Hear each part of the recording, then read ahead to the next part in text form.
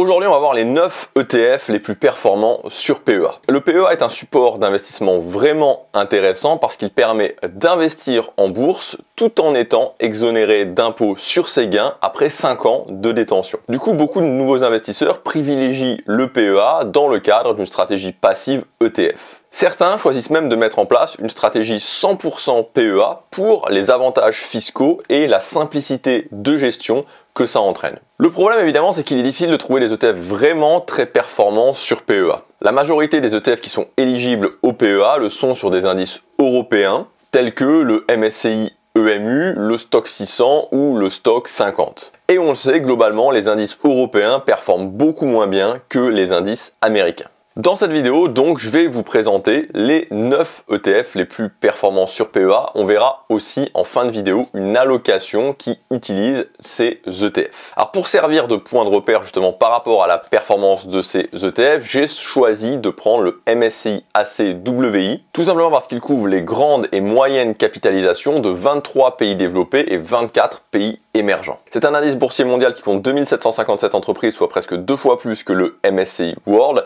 Il permet d'être largement diversifié géographiquement, il est très complet et donc représentatif pour suivre la performance globale des marchés boursiers. A noter que sa performance historique annualisée depuis 1987 est de 8,31%, elle est de 8,99% sur 10 ans et de 11,28% sur 5 ans. Donc c'est de cet ETF dont je vais me servir pour point de repère. Je vous ai préparé un fichier bonus où chacun des ETF que je vais vous présenter dans cette vidéo sont comparés justement au MSCI ACWI. J'ai fait cette comparaison en performance cumulée sur 5 ans. Vous retrouverez tout ça, donc la comparaison de tous les ETF avec le MSCI ACWI, performance cumulée sur 5 ans, plus la liste complète des ETF avec toutes leurs caractéristiques, tous les ETF que je vais vous présenter dans cette vidéo, dans un grand tableau bonus que vous pouvez télécharger dès maintenant. C'est le premier lien dans la description.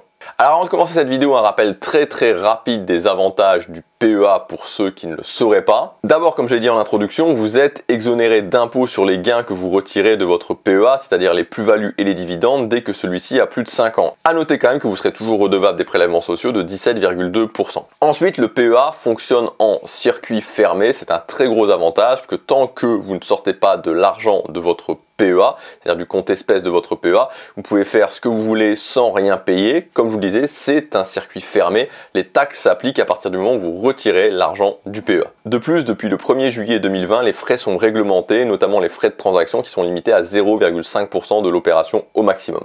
Premier ETF, c'est un ETF qui suit un indice européen, le Amundi Stock Europe 600 Banque.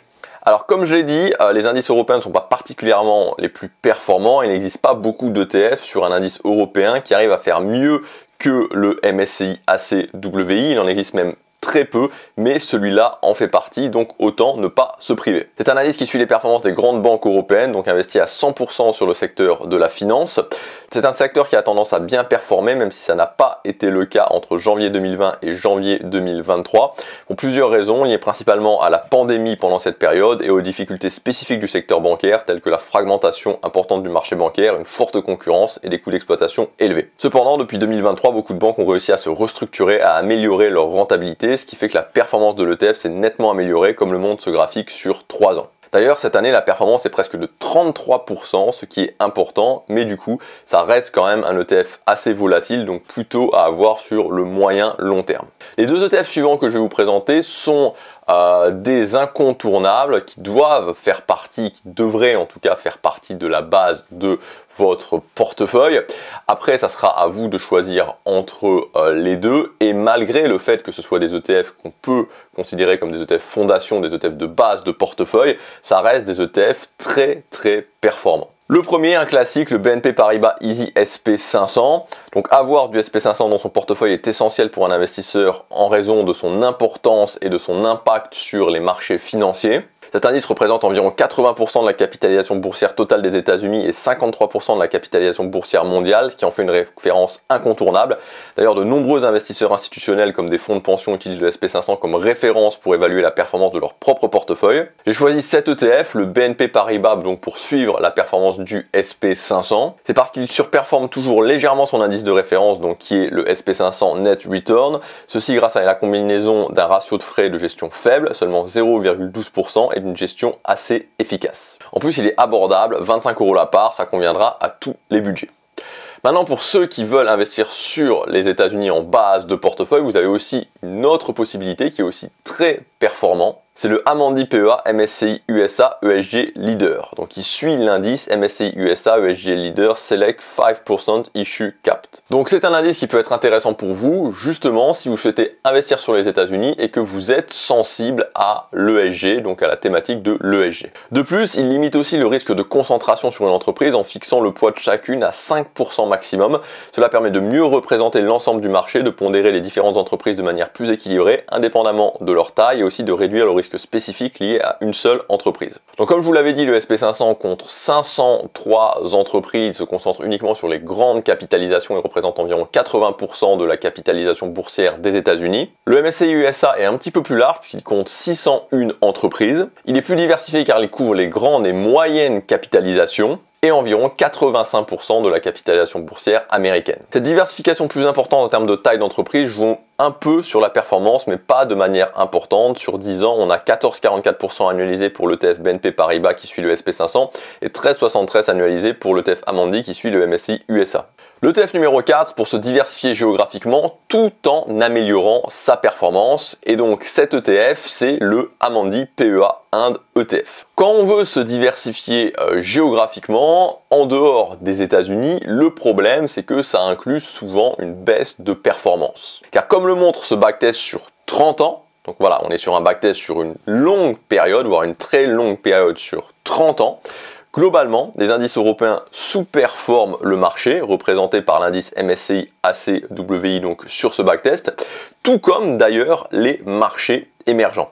Mais ce n'est pas le cas du MSCI India qui réussit à maintenir une performance supérieure aux autres indices, car l'Inde est une économie très dynamique, dont le poids est d'ailleurs de plus en plus élevé dans un autre indice, le MSCI Emerging Asia. Alors vous pourriez me dire pourquoi se diversifier géographiquement, puisque finalement pour avoir une très bonne performance il suffit d'investir dans le SP500. Tout simplement déjà pour être diversifié, parce qu'on ne sait jamais si une zone ne va pas mieux performer d'ici les 10 prochaines années, les 20 prochaines années, et puis ensuite pour limiter la volatilité globale de son portefeuille en investissant sur deux ou plusieurs indices qui ne sont pas forcément corrélés entre eux. On peut donc prendre l'exemple avec l'ETF SP500 et l'ETF PEA Inde. La comparaison d'un portefeuille composé à 100% de l'ETF SP500 avec un portefeuille composé à 85% de l'ETF SP500 et à 15% de l'ETF PEA Inde montre que le deuxième portefeuille s'est montré nettement moins volatile à certaines périodes, car moins impacté par les risques spécifiques liés à l'économie américaine. Du coup, le portefeuille mixte a été légèrement plus performant sur 30 ans, la diversification ne nuit donc pas à la performance, au contraire. A noter qu'avec cet ETF, on est investi à 100% sur l'Inde. Cependant, il est bien diversifié sectoriellement et lui aussi peu cher, moins de 30 € la part à l'heure actuelle.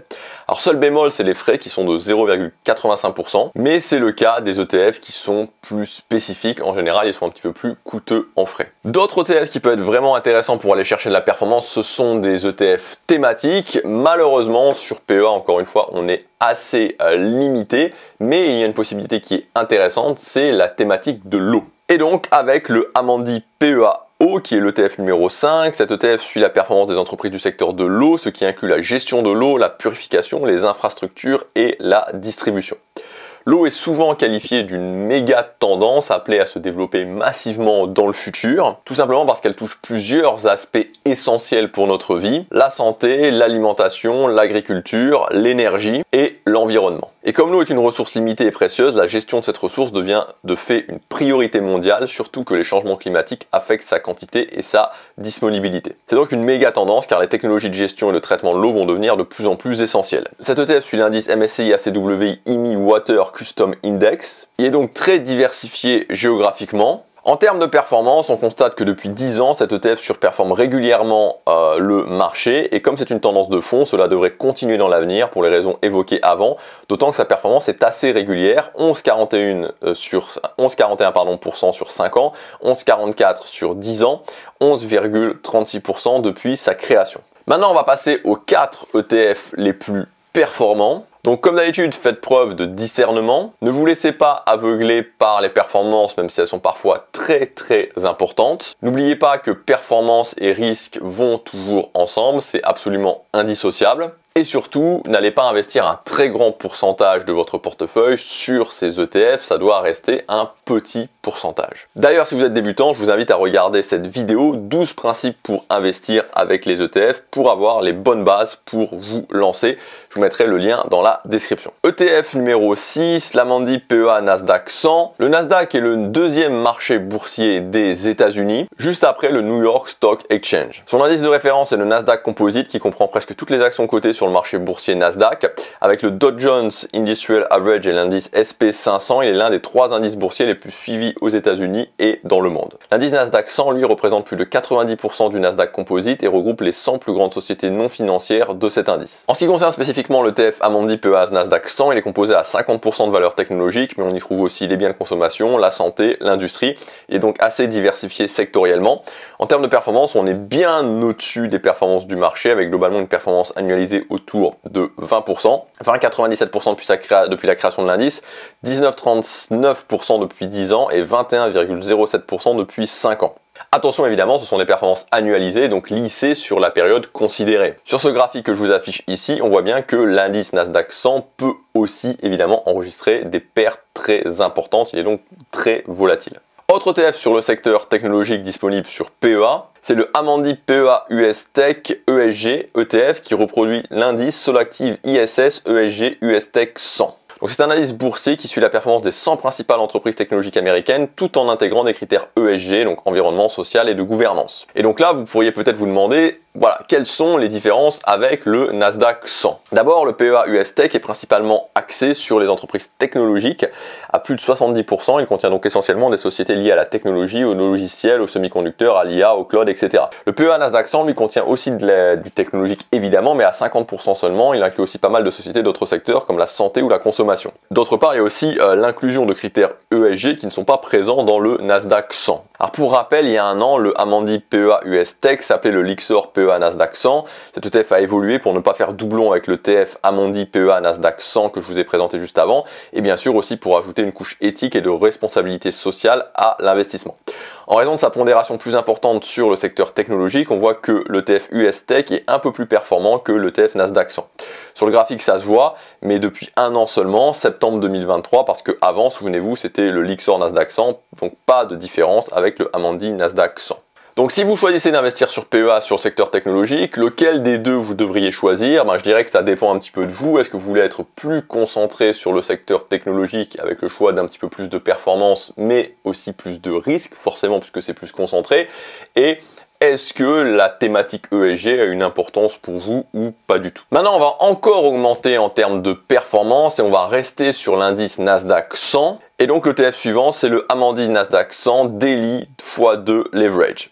Donc c'est un ETF à effet de levier. Le principe de ces ETF, c'est de multiplier les variations quotidiennes d'un indice et donc de maximiser les gains avec l'effet de levier. Les ETF à effet de levier sont donc conçus pour suivre un indice, mais de manière amplifiée. Ce sont donc des ETF très risqués, il faut bien comprendre leur utilisation. Évidemment, au niveau performance, il n'y a pas photo, on est sur du 31,14% annualisé sur 10 ans pour l'ETF Leverage, contre 10,69 annualisé pour l'ETF MSCI ACWI. Donc au niveau des caractéristiques, comme par exemple la répartition sectorielle, c'est la même chose que le Nasdaq 100, puisque tout simplement, l'idée c'est de simplement amplifier les variations de cet indice. Ce qui change en revanche, c'est les caractéristiques spécifiques à cet ETF Leverage. En premier, évidemment, le prix de la part qui est très élevé, 1100 € actuellement, 15 fois plus cher que l'ETF Nasdaq 100 classique, et les frais de gestion aussi, 0,60, donc 2 fois les frais de gestion du Nasdaq 100. Cependant, un petit pourcentage de cet ETF dans votre portefeuille, si vous comprenez bien les risques liés à cet ETF et si